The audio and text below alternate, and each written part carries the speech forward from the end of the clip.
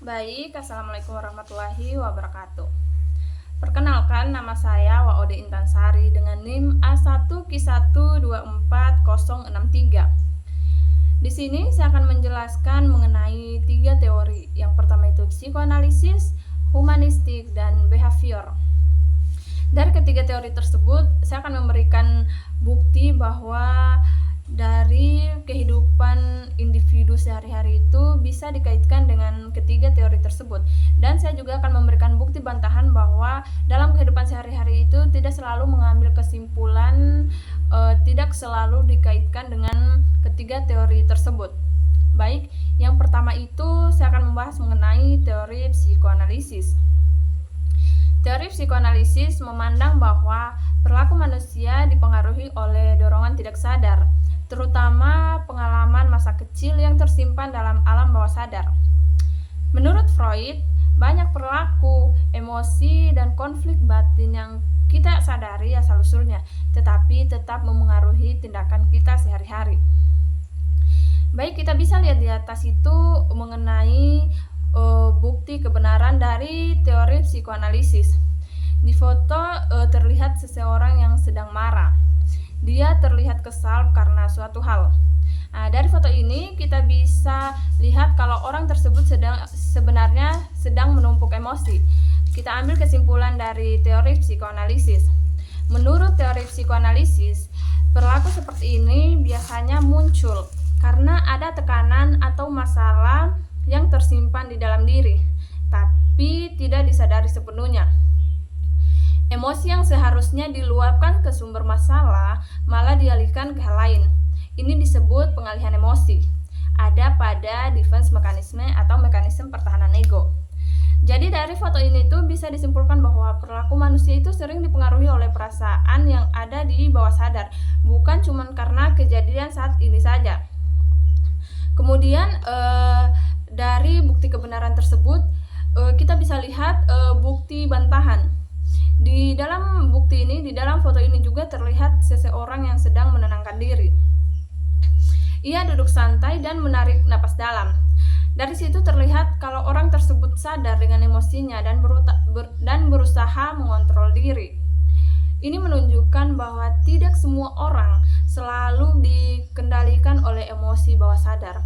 Kadang, manusia bisa berpikir jernih dan memilih cara yang lebih tenang dalam menghadapi masalah. Hal ini tuh jadi bukti bahwa teori psikoanalisis itu tidak selalu bisa menjelaskan semua perilaku manusia.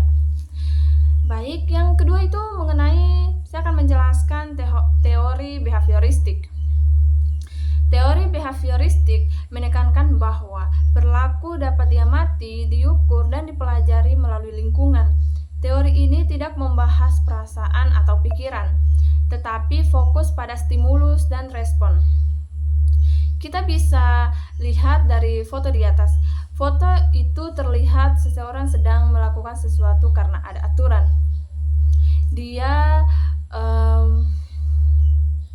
Dari foto ini bisa disimpulkan bahwa orang tersebut patuh karena ada aturan atau takut kena sanksi.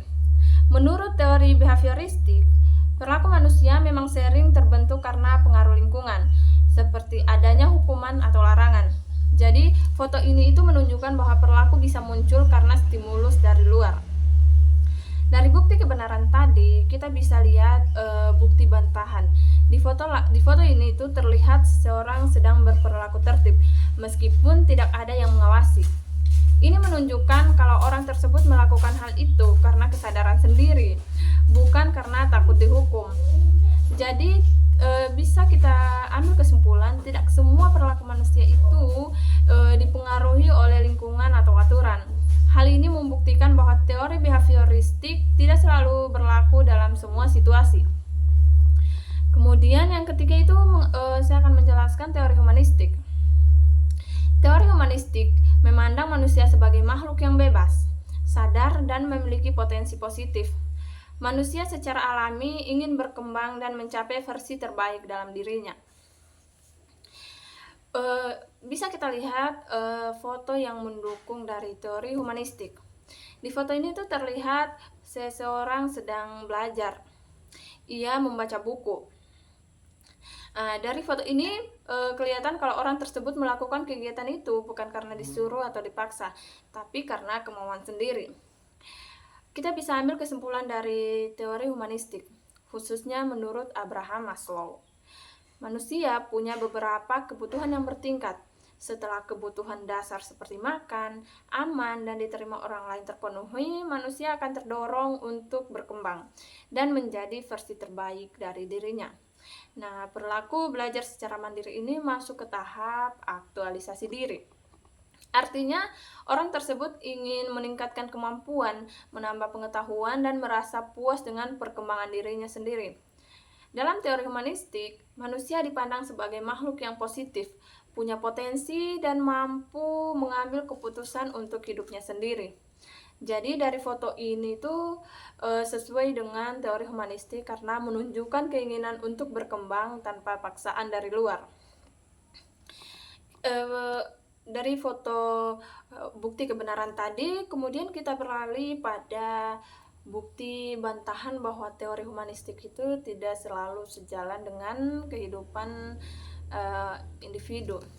Di foto ini tuh terlihat seseorang sedang bekerja keras.